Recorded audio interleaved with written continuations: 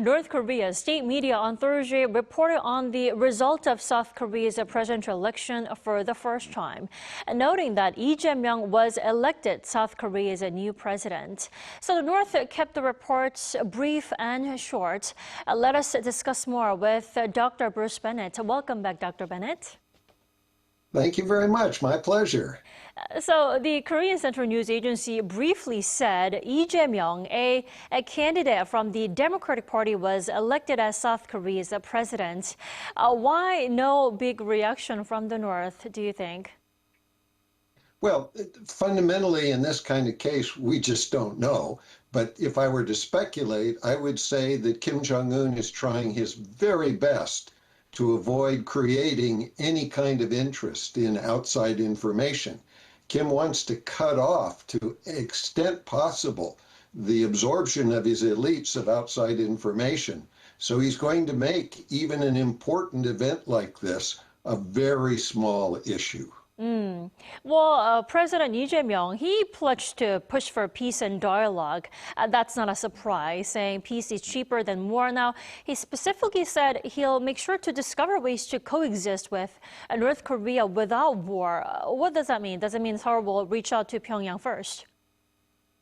Well, I think he will try to reach out to Pyongyang. The problem is that Kim Jong-un has said that he wants no negotiations with his principal enemy, which is South Korea.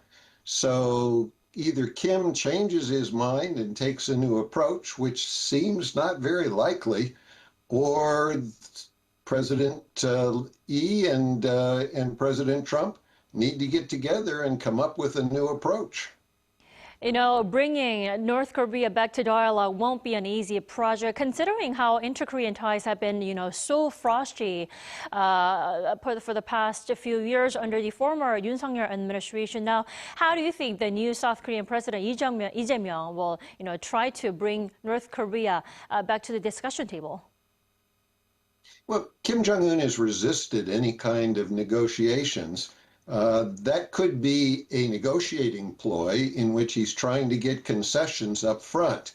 That's pretty much what he's been asking for from the United States, and he did. He got President Trump to say that North Korea is a nuclear power. That was a pretty substantial concession. But Kim didn't make any big deal about it and didn't respond positively. So I think it's going to be very hard to come up with any kind of concession within reason that doesn't look like we're being too extreme in order to get him to the negotiating table. We may have to take a very different approach and give him specific proposals in a carrot and stick kind of manner. If you do this, we'll give you this. If you don't, then you're going to pay this penalty. Under certain conditions, maybe. Now, Dr. Bennett, I do have to note that the shift in the change in the South Korean leadership comes during the second term of office for U.S. President Donald Trump. And, U.S. President Donald Trump is currently preoccupied with his own matters, tariffs, the Ukraine war, Gaza war, so many things. But Trump will one day reach out to North Korea, or he has already reached out to North Korea, I'm sure. But how can the Lee Jae-myung government make sure, South Korea is not left out there? Well, there's been some press today about President Lee trying to contact and talk on the phone with President Trump in the next few days. And I think that's exactly the right approach. President Lee needs to make President Trump understand that he is very interested in what President Trump thinks. He wants to cooperate with him. He's prepared to be responsive to what President Trump wants. And in that regard, he's got to pay attention to the fact that Secretary of Defense Hegseth just said at the Shangri-La dialogue that he's looking for the countries in Asia to increase their defense budgets. President Lee plans to increase his national government budget. Part of that could be an increase in his defense budget as part of a supplemental application. And that would probably catch President Trump's attention and make him think that President Lee is listening and being responsive.